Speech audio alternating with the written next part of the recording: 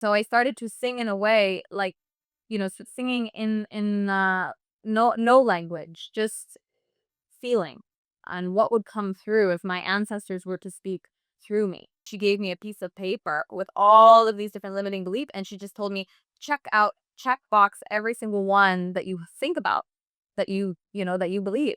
And I started going through it. It was like, check, check, check, check, check. Even if I search for the rest of my life, I will still not know. I will just have pieces of the story. And I think having pieces of different people's stories gives you a bigger perspective and maybe even more empathy towards different people's situations. If we're not looking to our right, to our left, to our brothers, our sisters, our friends, our family around us, and we're only benefiting ourselves, are we really looking at those who are actually being detrimented by our gain? Join the journey, stay for a while. Hey guys, and welcome back to another episode of KohPhanCast, the official podcast of Phangan Island. And this week with me, Katherine May Smith. May is a singer-songwriter, a traveler, a nomad. We sat and talked about her way as a vocalist, about life, about passions, about the system, about the ways a woman is living these days. And I couldn't be more appreciative of her. She has a very special place in my heart, and I obviously see that you can see it as well. Before we get to the conversation, guys, subscribe to the channel, like this video for me, share it with your friends, write in the comment section what did you like about this conversation, and let's get into it. KohPhanCast. Enjoy the episode. May, thank you so much for being here with me. Thanks. Honestly, I usually start this with compliments to my guests, and I do have a couple compliments because we got to hang together last couple days, and I discovered nothing but an empathic heart and a really big smile towards the world and a lot of humbleness because I don't know, something about the way you walk and the way you feel inside your skin makes definitely me, but I know that a lot more people. Wait, I can hear myself. Okay, it's different. It makes me feel comfortable with myself in my skin. I know that more people have already and will enjoy this energy that you carry with you. So thank you for that, on behalf of me and all of them outside that will enjoy this energy at some point. And for the people out there that don't really know all about you, give like 30, 40 seconds. Okay. My name is May. I'm from Canada. And I guess the thing I could say about myself is that at this moment I'm choosing to be on this artist path, which perhaps is quite unconventional, at least from where I'm from. And Let's jump straight into it. Why do you think it's less conventional in other sides? well, I guess it depends on where you're from, the environment you grow up in. And the environment I grew up in is telling me that to be an artist is unrealistic and it's more of a hobby. And so in order to be successful, I need to be like a lawyer or an engineer or something. People still think like that. And from my small town, yeah. Like, I know there's places. Okay, just a little bit of context. May is a vocalist. May is. What is May? What is Katherine? Maybe May and Catherine are a little bit different. That's a nice aspect also. Yeah, I would say, like, yeah, I'm a vocalist, but I would just say I'm an artist. Like, I'm here to view the world as an artist, to view the world in a way that is about creating, not taking. I think that's something I'm really striving for, is less consumption and more creation in a way that's conscious. Like the words that I speak, the music that I'm sharing, what am I saying? What kind of messages do I want to put across into the world, versus just being the consumer. And I think as soon as you're creating something, you also become more conscious of how you're consuming, because we're all consumers. Yeah. It's kind of two sides of the same coin, isn't it? Like, you consume something, that the consumption, if we're gonna use this word so many times, okay, the consumption of what you just took into you is becoming, if you have this channeling, it's becoming a fuel for the next thing that you are going to create, right? So you're in the side of the consumer, and then it fills you to a certain degree, and then you can puke or just put out the thing that you want to create based on the thing you consumed, right? Because if we take it for like the bigger circle, it's like life starts from consumption.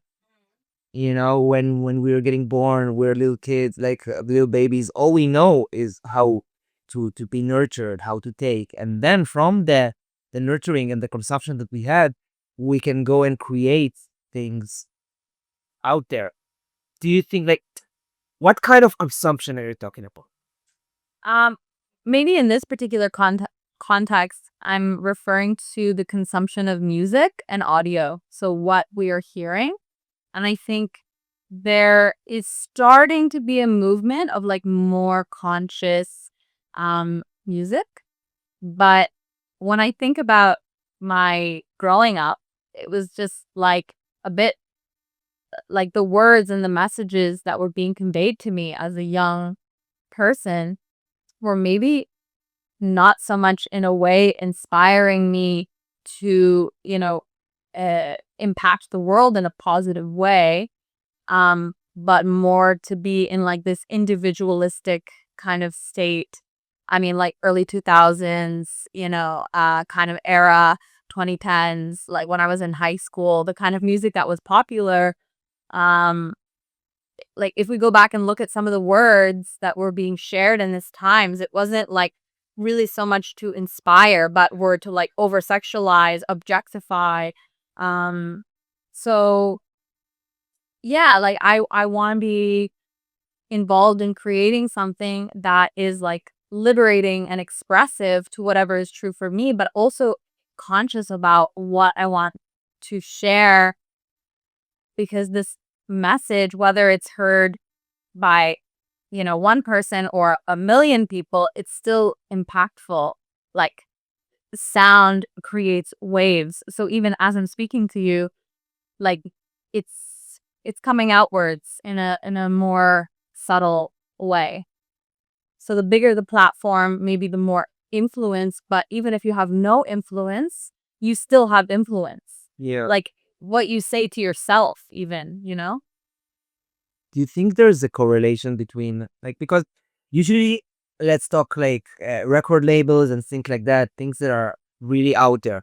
Usually they're trying to bring content that people like to listen to, or that's what they're supposed to do. I don't know.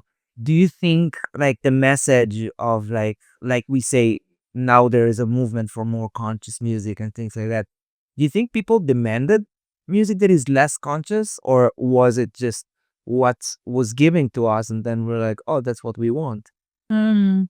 Yeah, wow, this is a good question. I'm not entirely sure. I think maybe partially at the time, maybe historically, we were needing something that was a little bit more in this, I don't know, objectification sort of realm, just because we came from a past that was more conservative, like overall in a lot of different cultures. So it's like as soon as we seen music that was kind of breaking barriers, people were saying things that weren't said before because it was too taboo. So I don't think it's particularly bad what was being shared, but I think now maybe we're starting to shift into a different pendulum swing of what we're listening to. And also, I think we're realizing that what we consume impacts how we think, how we behave. Yeah. So it's like, what kind of behaviors do we want to put into the world going forward? Yeah, man, it's so beautiful. It's just music is just one of the aspects that you can see the shifts that we're currently having through. Because, like you say, what you consume will end up being what you think and what you portray. It goes in music, it goes in food, it goes with content, like general content, movies, TV. Like, how do you see the shift that is happening currently in the world state of consciousness?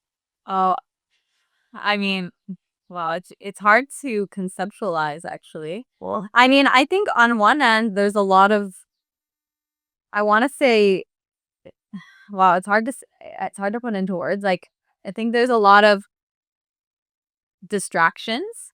That's what I'll say. There's a lot of distractions, content out there, particularly when it comes to like TikTok, like Instagram Reels, because a song is like it requires you to sit for a couple of minutes, whereas like a reel is only a few seconds. So, we can consume so much in so little amount of time. And it's interesting about the algorithm because what you consume actually generates more of what will pop up for you. So in a way, you get to create what you consume, but I don't know if we're always making an active conscious choice. Like, but in a way it is because it's like what we want to see, it will just keep bringing. So if you're consuming kind of mind numbing distractions, it's all like I question like, is it really our own fault that that's happening?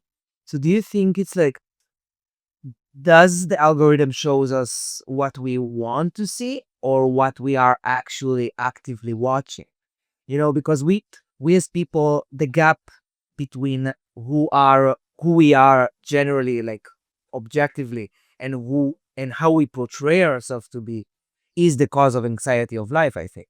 The farthest the version that you are currently and the version that you think you are separated, the more anxiety you're gonna have in your life. So do you think it's how we portray ourselves or how society depicts us to be like another spool of the system? Like we kind of have this rebellious thing around us. We come from like different, we spend a lot of times in Australia, being free-spirited kind of vibe, me too. So we have this rebellious side of our personality. Do you think like what's your stand on what's going on with this type of I have no idea what I'm asking you. Absolutely no idea what I'm asking here. Yeah. Oh, what's my stand on? On what just tell me something. Well, I mean, I guess we're kind of on the topic of algorithm consumption. Yeah, this device that's in front of us, because it's like, okay, as an artist, all of a sudden, no matter what kind of art you're making, all of a sudden there's this push to be a content creator.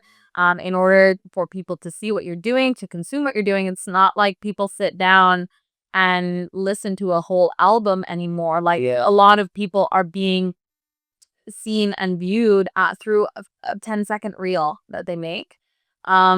So like I guess my brain is immediately going towards a little bit of a fight of like if this is a good thing or not, because on one hand it's good because it creates this ability that everyone can all of a sudden be creative. Everyone can put out what they want to put into the world through this particular platform.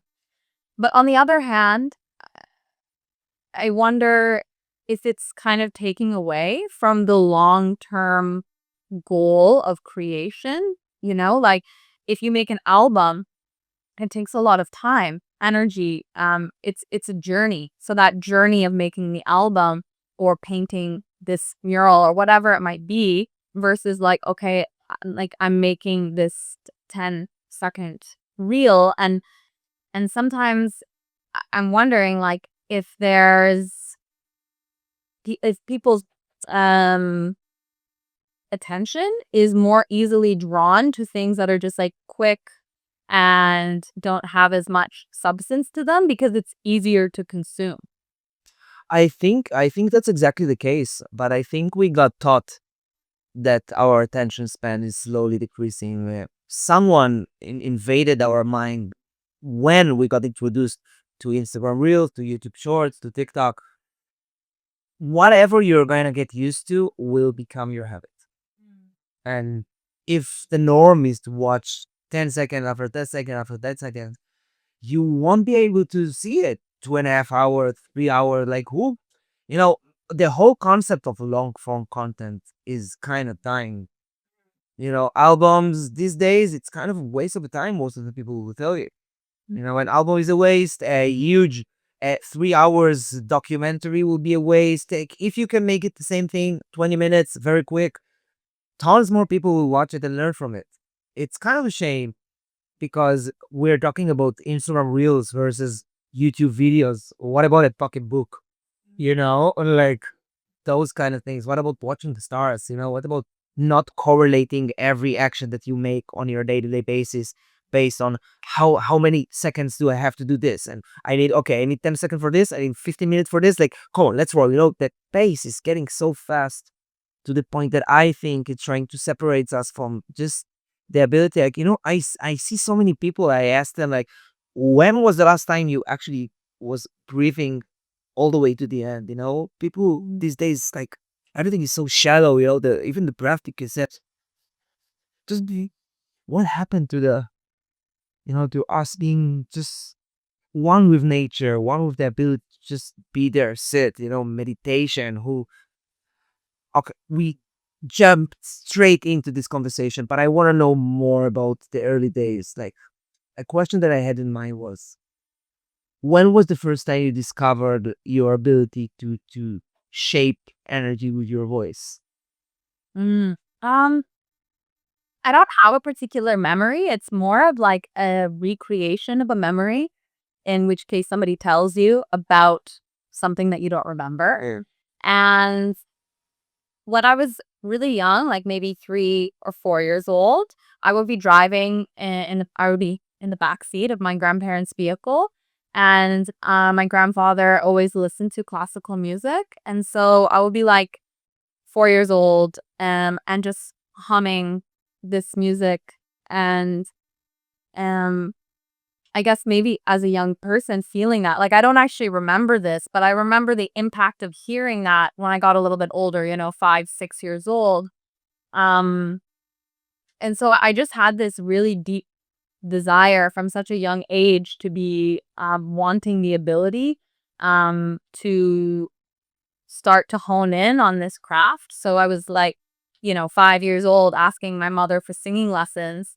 So I kind of went down this path of classical music and the structure of it, which I'm so grateful for because it gave me a lot of foundation. Um, but I would say the time where I became conscious of really what my voice could impact was much later, like in my 20s, early 20s. I started to realize the impacts that people could have by putting myself out there, by sharing something that was real and raw and true for me. And then just to hear people speak to me after on the impact they felt. And then I started to realize, okay, there's something more than just like, okay, this is a hobby. Like, I started to realize, like, this is really something I want to delve into. Um, because it it's like in the time that I'm in that channel, it's connecting to something more than I can really even put words to.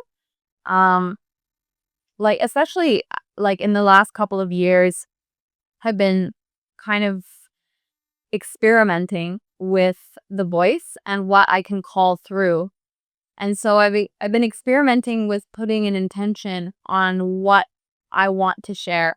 And so I had some times where I put an intention to connect to my ancestors. And so I started to sing in a way like, singing in no language, just feeling and what would come through if my ancestors were to speak through me, that channel.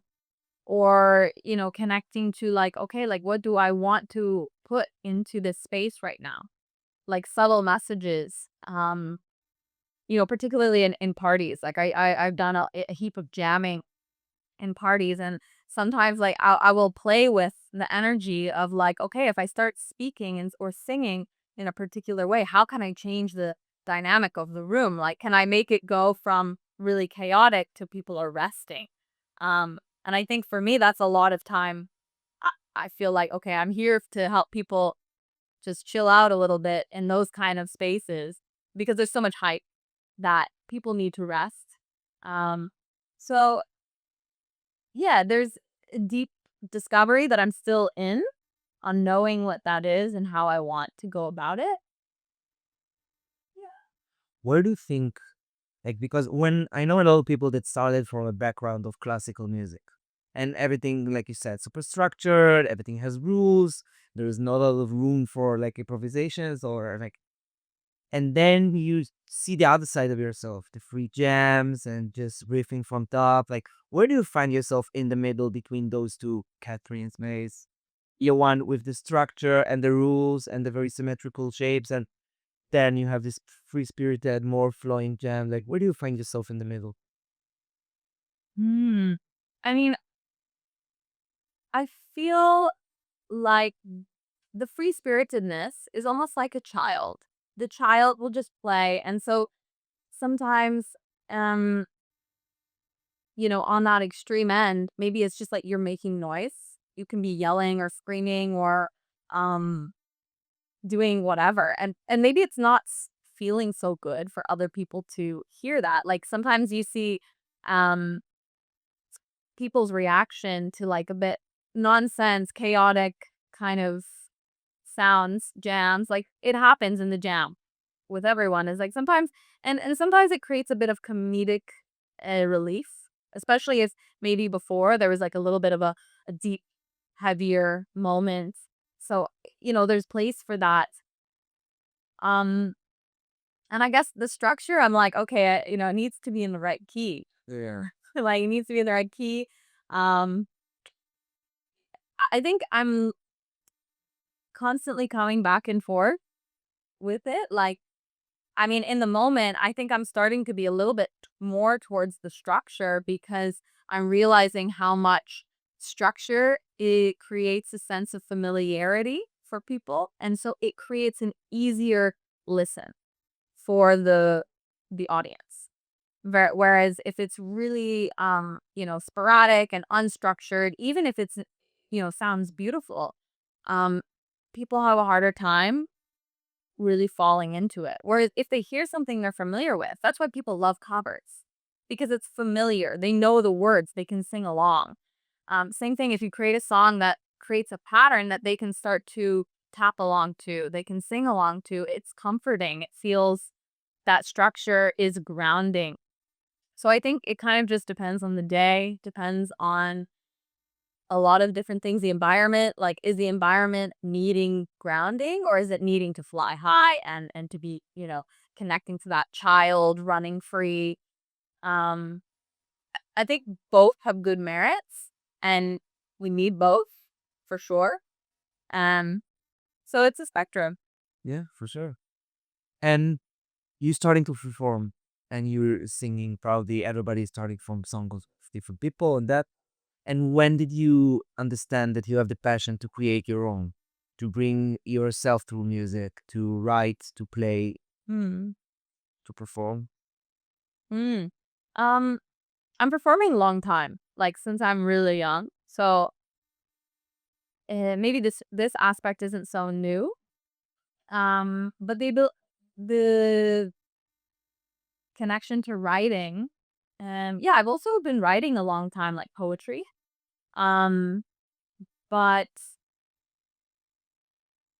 when I was a teenager, I used to write these really depressing songs because I was in a depressive state when I was a teenager. So I guess at that time it was an outlet to put something and to really feel something.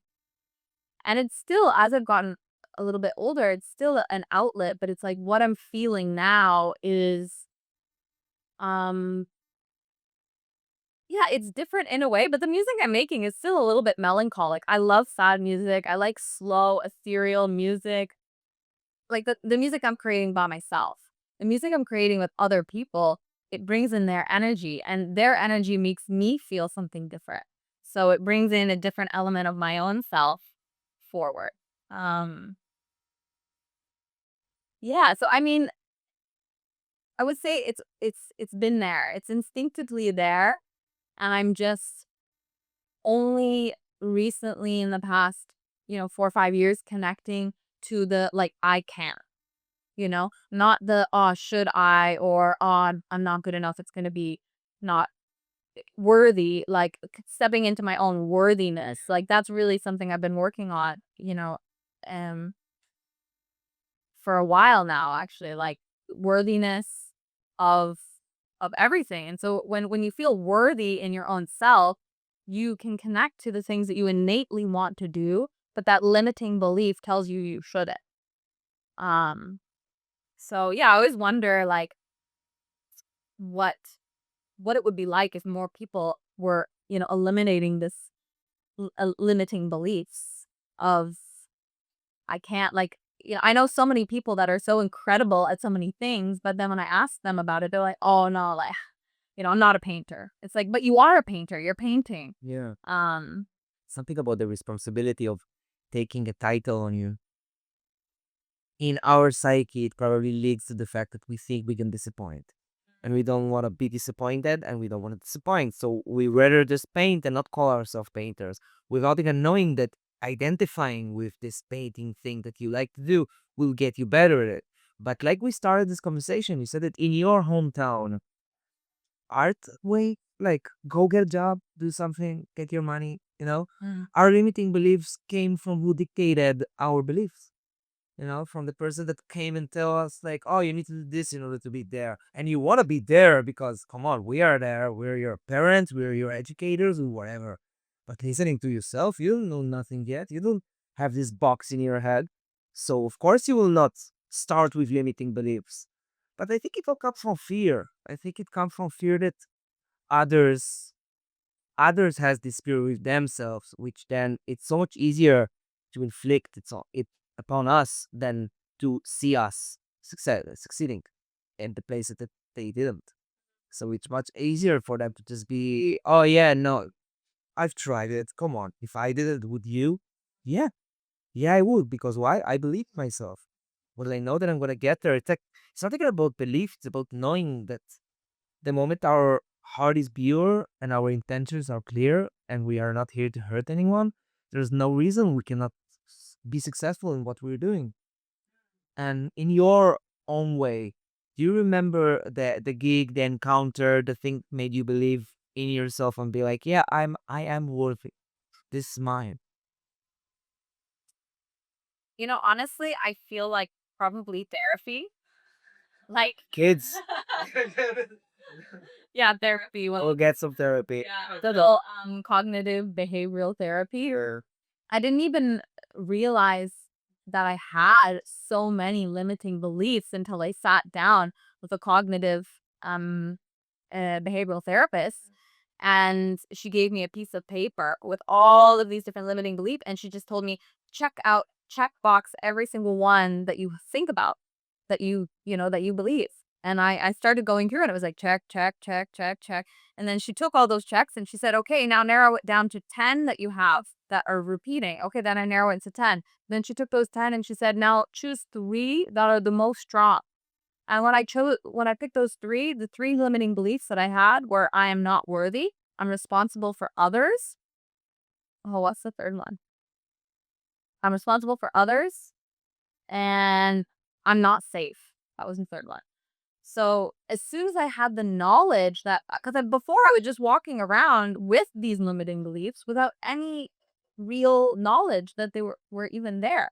So they were existing, dictating so much of my life. Like I look at my life and this is only a few years ago. And it was like I was walking around with these beliefs like a cloud over my head. So as soon as I was like looking at the cloud and being like, okay, you exist, then I started to look at like how they were dictating my life. And so if I was behaving in a certain way, I would start to take a look back and be like, okay, am I behaving this way because of this limiting belief?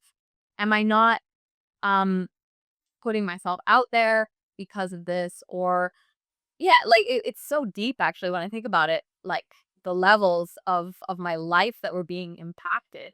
So yeah, and from then it wasn't like as soon as I became aware of it, I was like, okay, now I'm like out. It wasn't like that at all. Like even still, like now I'm still struggling with that. Like I'm still sometimes having these days where I'm like, still feel responsible for others. Still I don't feel safe. Still I don't feel worthy. But now I'm able to actually see it for what it is instead of just like, oh, I don't feel good. And I think that's the whole thing you can do about it. Because sometimes the trauma and the things that are going the things that are going with us are there to stay. But what can shift is how we choose to perceive those things and our relationship with them. So I might have an imposter syndrome and I might not think that I'm worthy of things, but at least if I get into my pattern deep enough, I can see, okay, I have this imposter syndrome, which when I know that it's a wall that I have in my mind, I can go above the wall. You know, the thing that will make me go above the wall is knowing that the wall is there. And like a great CBT arbiter that was here a couple weeks back, I don't know when this gonna come out, and Melissa, she told me that the anxiety from a repeating pattern comes from the resisting to it. The more you resist to it, the more you're going to feel it. And the moment you just address it, it's gone because the entire power of it was you resisting to it. So just allowing yourself to be human. Yeah, I can be vulnerable. I can be authentic. I can make mistakes. I don't need to portray this image of this person, whatever, that knows everything, that is sure of everything he does. That no, we can happily improvise and be wrong, and it's all good. Just this constant need for validation, reassurance, this I don't know, I gotta portray myself as someone that knows anything. The more I think I know, the less I know. I don't know anything.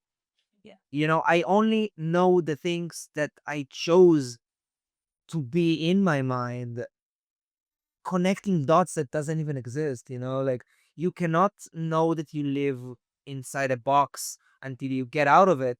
But the moment you get out of it, you know that you were the one putting it there. What the fuck?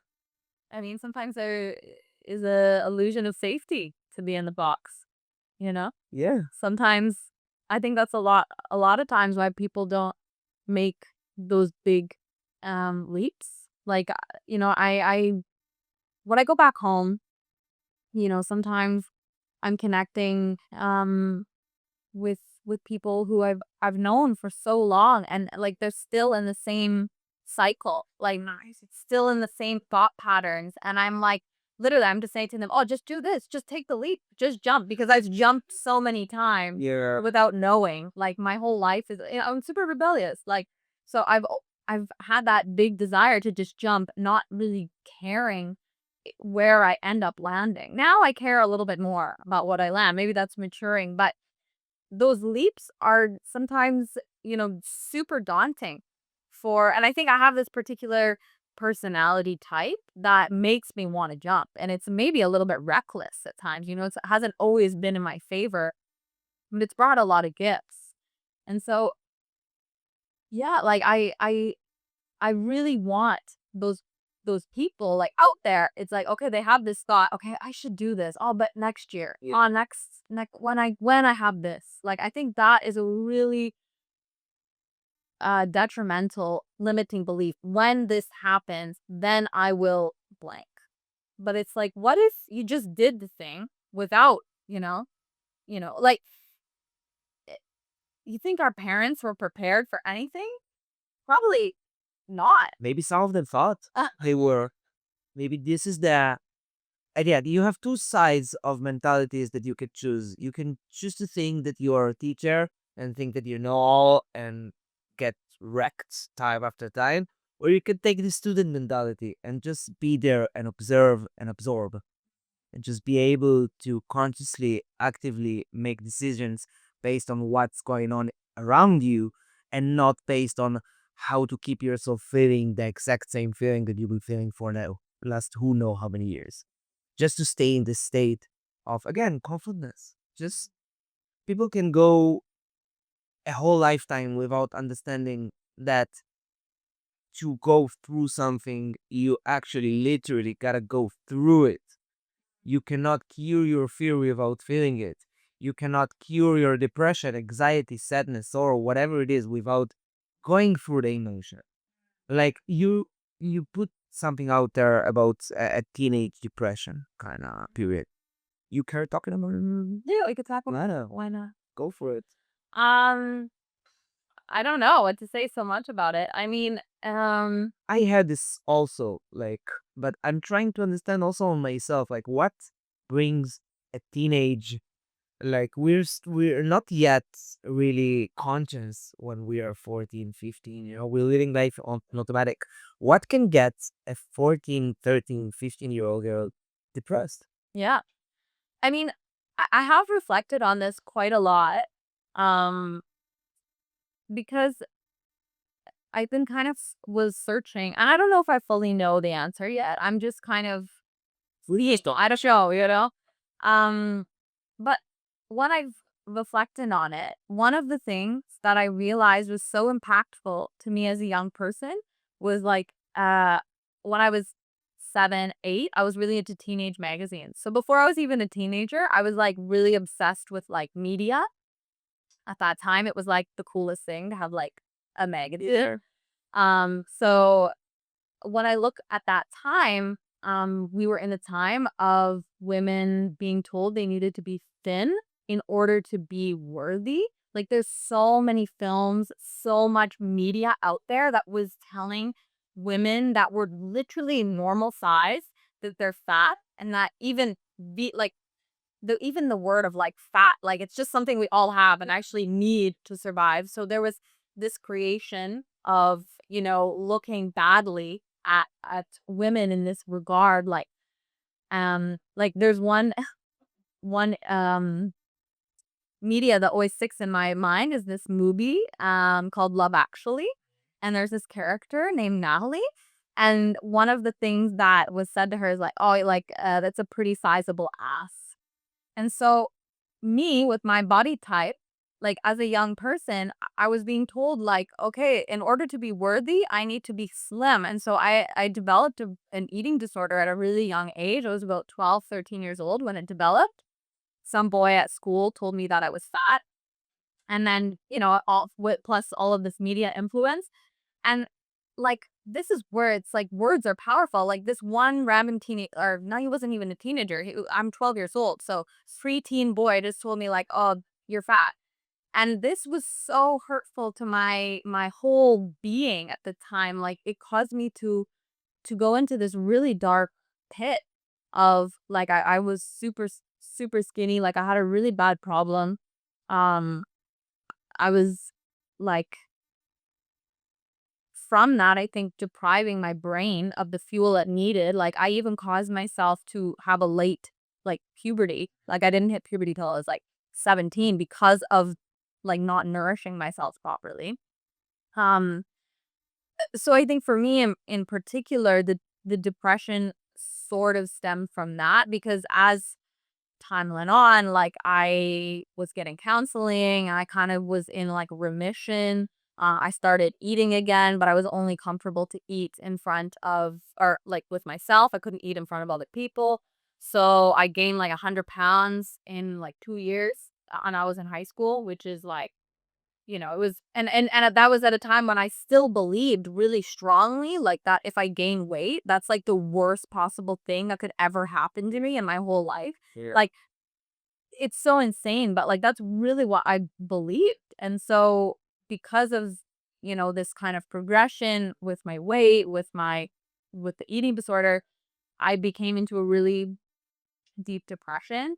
I was also involving myself at that time with men that were older than me.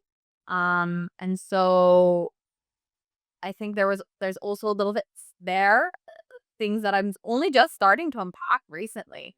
Like it's so like I'm about to be 29 this year, and I feel so like protective over my young self. Like I just wish so much like I could go back to her, because I'm the oldest. I'm the oldest of, I have 5 siblings. And so I never had an older sister or older brother to kind of take care of me. I only had me to take care of me. And at the time I didn't have the ability to be honest with my parents about what was going on. So I didn't have someone there to kind of tell me like, maybe this is not like a bit questionable. behavior, or this is maybe not the right person you should be hanging out with. Sure. But even then, it's like I was so rebellious that maybe even if I had that, I would still be on the same path. And so I'm really grateful for that time, because it's that like depressive period.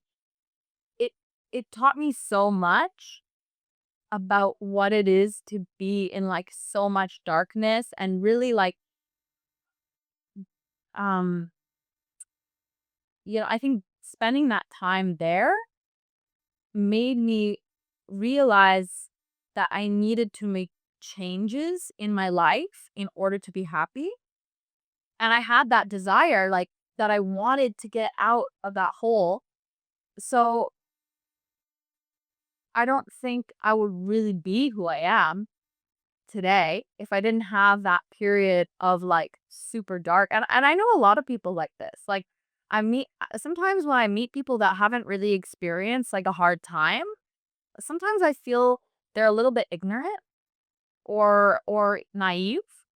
Yeah. And so The only way to broaden the spectrum of emotions that you can feel is by experiencing negativity. Because, I say this sentence so much times, starting to be obnoxious. A tree cannot go to heaven if the roots doesn't go to hell. You gotta experience both sides of the spectrum. I've never seen a one-sided coin. Mm. So by not knowing one side of you, how can you know the other? And by not suffering, how can you know what feeling good feels like? So I truly believe that, first of all, this existence was created for us to suffer in the best way possible, because broadening how deep our heart can feel, like the spectrum of emotions that we can feel, and knowing that reality is not only good in itself, is kind of reassuring that Mm. the goal of life is not to feel good. The goal of life is to experience balance, is to be able to see both sides and understand that they are correlated. And if I do want to be at the high point, I must go through a couple lower ones. And when I'm at the high point, the lower ones will come also. It's only coming. And when I'm in a low point, I can be assured that it's going to change as well. Like, the only thing that is really engraved in reality is that things are going to change. So when you learn how to surf the waves of change, and I know that you also understand this concept, like people that travel, people to see other perspectives, tend to understand it pretty quickly. Like, the fact that that's how I see reality doesn't entitle me to call it truth, but doesn't entitle me to think that I'm doing or saying anything that is better than anyone else. But the fact that we do look at reality through our eyes makes us more entitled to our thoughts, because it's me, it's mine, it's. Mhm. Tell me about an experience that you had that involves you broadening your perspective. And thank you for answering the question about the depression. Like, I wanted to ask you what was the better thing that you got out of it, and you just did it there yourself. So, I just need to sit here and. Yeah. What do you think you have an experience that shaped the way your perspective is looking at life, something that got you humble, something that made you feel like, oh, the fact that it's me looking doesn't mean that it's better than anything else. Mm. Wow, I think there's maybe a few experiences. Like, it's a lot of different small ones. The first experience that comes to my mind, um, I don't know why, but there was one time I was on an airplane flying from Australia to Canada. I was going back home. And at the time, I was just like with such a bad mentality about Canada, even though Canada has so many blessings. And I'm so grateful to be born there. And like, you know, I at that time, I was just like, oh, it's shit. Like, oh, I have to go back there. And I was sitting beside somebody. I had a layover in Istanbul, and so I was sitting beside someone who was traveling from Istanbul to Toronto, and this person was from Syria, and they're queer, and they're like gender fluid, and they were talking to me a little bit about their experience, and like one, their experience with war, and two, their experience with being a queer person in a very um like I don't know what to say, like, not an environment that is nourishing towards this kind of people. Yeah. In fact, like, can be very harmful and even life-threatening. Yeah, deadly. Let's put a side Yeah. note, okay? Queers for Palestine, whatever they call it these days. Okay. Yeah. Yeah. So this You die in a second there. yeah, this person was experiencing this kind of different life, and at that time, hearing about that, they were just sharing to me like, oh my god, I'm so grateful to go to Canada. Like, I've been waiting for this for years. I've been applying, and finally I got my visa. I can go. And I was like, wow, I really should not be taking the peace in this country for granted. That really opened my eyes to so many, like, I think that was the first time I really spoke to someone who experienced anything like that, like, on a really close level, because we were sitting beside each other for 12 hours, and I was like, "Wow," like,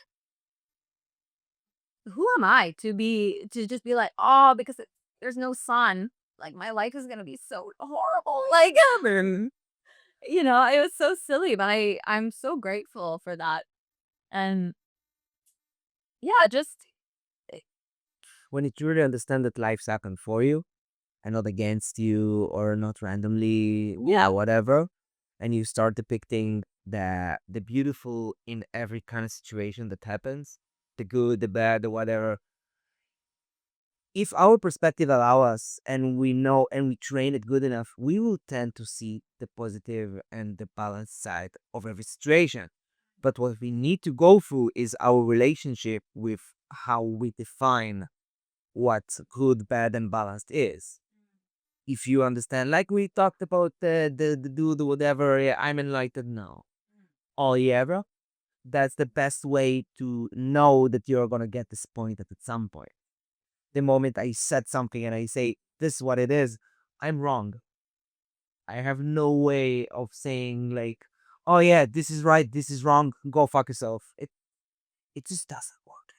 Mm. And it's easy to have this confidence and say, yeah, I know, I studied, I have. That's a problem with studying to those levels. You start getting boxed again. Again, this we need to be more fluid. We need to be more accepting. What are the core values that brings you to the understanding of like, okay, maybe I'm not right. Maybe I can listen. It's something that's come with maturity. But I think Yeah, for sure. No, I think there's this kind of period of, I don't know, for me it was happening in my early 20s, like kind of 21 to 25. I just started traveling, and I was like, okay, when I started seeing all these things, I'm like, oh my god, like I felt like I'm awakening to something. So at the time I thought this is it. Like, I just know what's up. I know how to live life, and I think it's normal. Like, we go through all these different, it's almost like a bit of a coming of age. We have many different coming of ages. So now it's like I am looking, instead, I'm looking at the world from a place of like, okay, what can I know? What is there to know? Like, and even if I search for the rest of my life, I will still not know. I will just have pieces of the story. And I think having pieces of different people's stories gives you a bigger perspective and maybe even more empathy towards different people's situations. Um, like we talked about earlier, like this toxic positivity, like that's what I was in my early 20s. It's like a very toxic positivity that it was actually negatively impacting the people that were closest to me that I love, that were struggling. And I was saying to them, like, oh, like, if you just, like, meditate for 10 minutes a day, like, you're right. Like, it's just, think happy thoughts, bruh. and then try to tell that to somebody who lives in war. Who is dealing with depression? Who is It's insane to think that this is the solution. I think, but it's normal to think this because it's like, I don't know, this early 20s period. you gotta kind go of through it to understand that it's not it. Yeah, again, like going through things, like okay, the concept of this is good, this is bad, I can know, no problem. But just being there, seeing what your actions caused, looking at okay, the road to heaven is filled with good intentions. But is our good intentions the only thing that we need? Like at some point, we gotta look around us with all the respect to, okay, I'm gonna be the top of my priorities. I'm gonna nurture myself at first, no problem. You do you. But if you don't look left and right on the people that you love, and if all the only love that you know is to bring it back to yourself and yourself and yourself, is it even love? Or you're just, I don't know. I think this is a big problem with Western culture. And like I'm still trying to uncondition myself from this. I don't know. Like I like it's I think Western culture is all about the individual self, the American dream, privatized business, privatized this. Um in the West, it's like we are taught that we need to provide for ourselves, get a house. It's even like, we leave our family home to be out into the world and we need to provide for ourselves and we need to be successful for ourselves. And even, it's so strong like, oh yeah, like focus on yourself. And it's like, okay, yes, there's some merit to that. But I think there's not really any big quality in the West of like, let's focus on the broader community. Okay, maybe it doesn't benefit you the best, but does it benefit your community the best? And I think this is where like places like Asia they really know what's going on a bit more in that regard. They're not so much for the self, but even this is changing because there's so much Western influence in so many parts of the world. Um, so yeah, like I think like you said, if we're not looking to our right, to our left, to our brothers, our sisters, our friends, our family around us, and we're only benefiting ourselves, are we really looking at those who are actually being detrimented by our gain?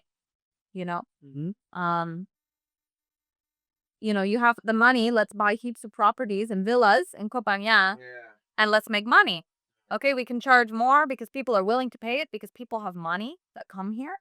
But who is actually being impacted in a negative way? It's the actual Thai community. So, yeah, I think it's like, okay, how can we make choices that are impacting not even our own community, but it's like, okay, our worldwide community. But it's hard to think on this scale. Even I don't know how to wrap my head around it.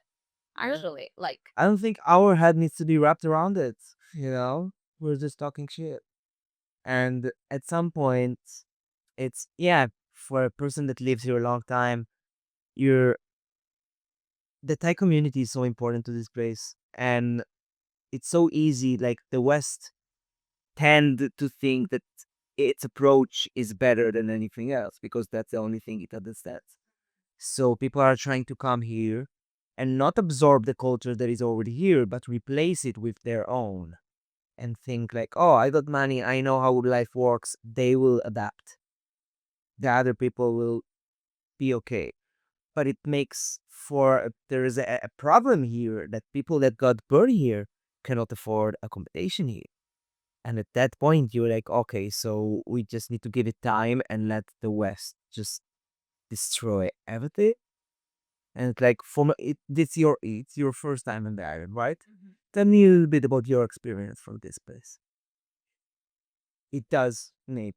yeah. Well, I think Copenhagen is really beautiful for sure. Like, there's the nature here is incredible.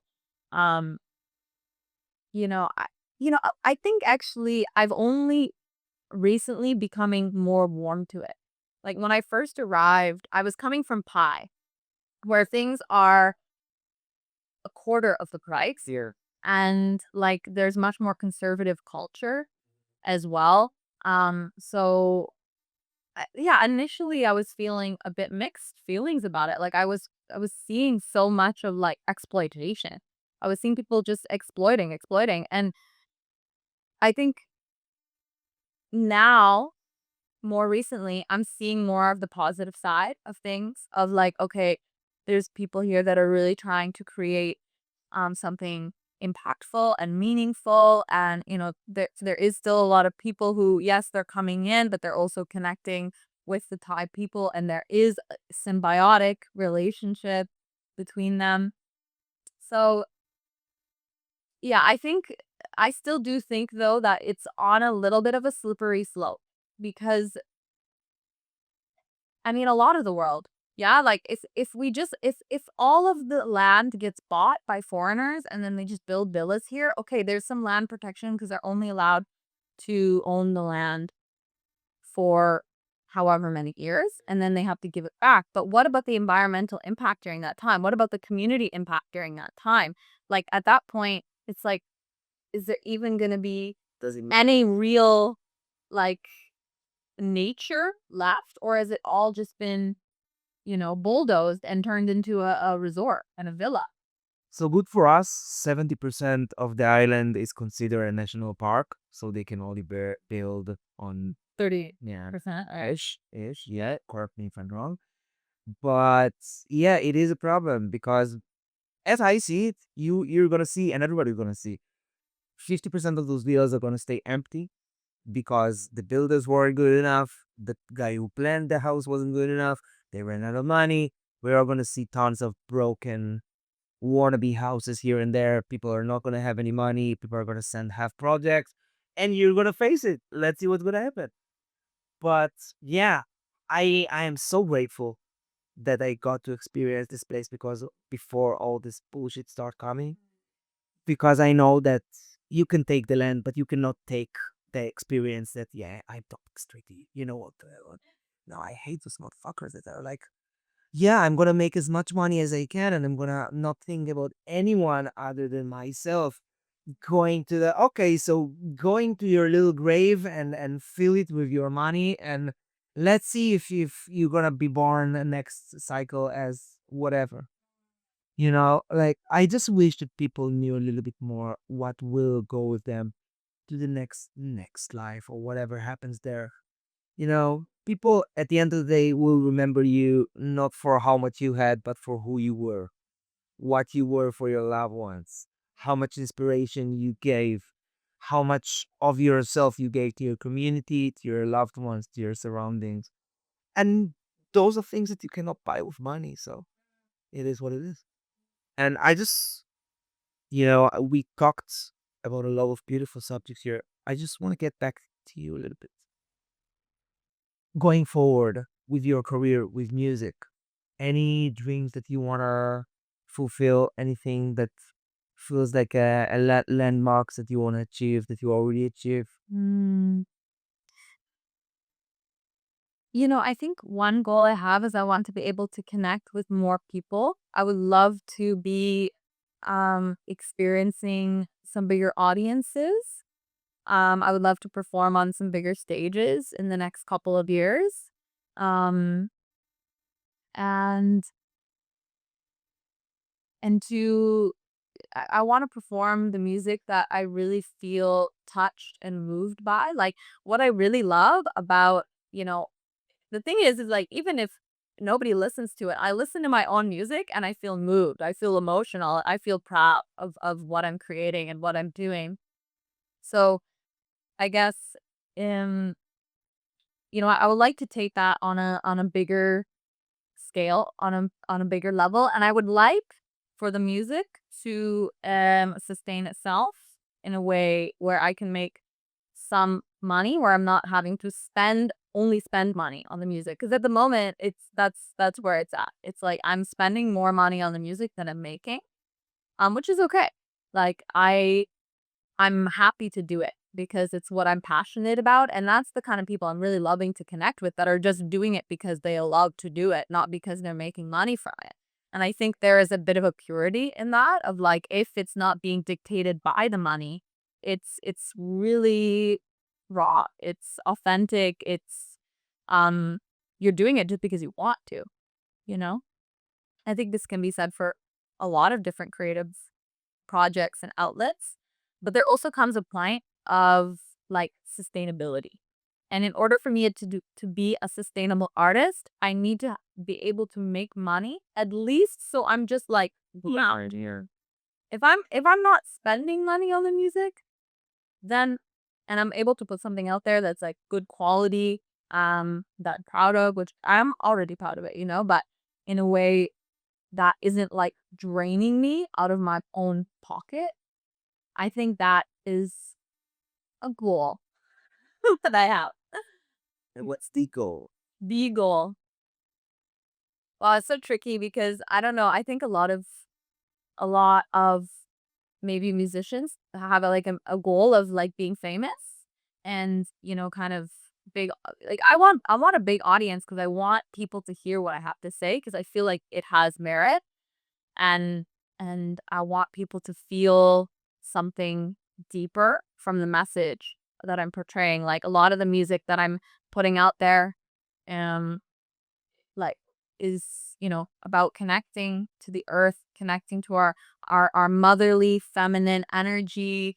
It's emotional, and I think about artists that have really positive impacts on me, like Aurora, for example. Like, wow, I think she's putting out such incredible messages into the world that are making people things like sometimes I listen to her music and it feels like it's healing me, and healing parts of myself that I didn't even know needed to be touched.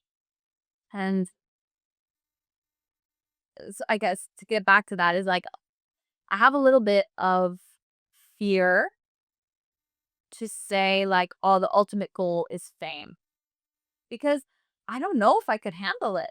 Like, I don't know. To me, honestly, like I will be happy if I'm like singing in a really like chill, laid back, loungy, jazzy cafe and I have a small intimate audience that's really with me presently. That feels really like nourishing, comfortable, you know? And so when I think about it on a grander scale, it almost brings me a bit of anxiety, like, oh, like, can I handle that? Like, yeah, I don't know. So I'm still in a little bit of a battle with that. That's the goal career-wise. Yeah, What's the goal? the goal. The goal. Okay, all right. The goal is to put music out there that is making people feel something deeper, that is making them connect to deeper parts of themselves, that's touching them in a way that they really need to be touched. I think that's the goal.